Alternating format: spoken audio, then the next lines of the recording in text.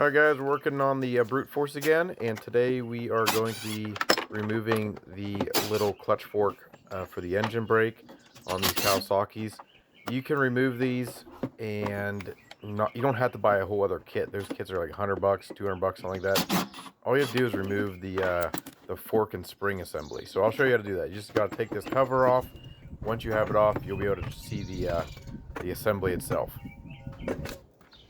You can see the fork there. Now we just need to get it out of there. So the first thing you need to do is flip it back over the other side and get the 3 8mm bolts off the actuator. Once you remove those 3 8mm bolts, that actuator just popped right off. Now you can see at the bottom there's a little snap ring that holds this assembly in.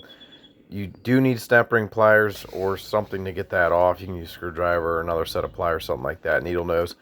But once you get it, you work it, boom, you can see it pops right off. Now this whole assembly will just slide up out of the cover.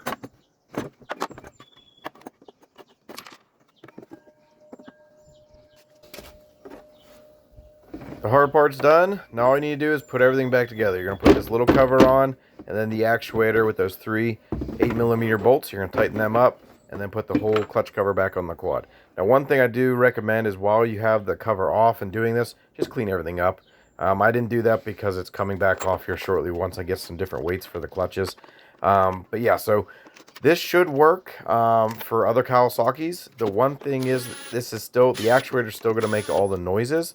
It's just obviously not doing anything. It's just going to spin in there.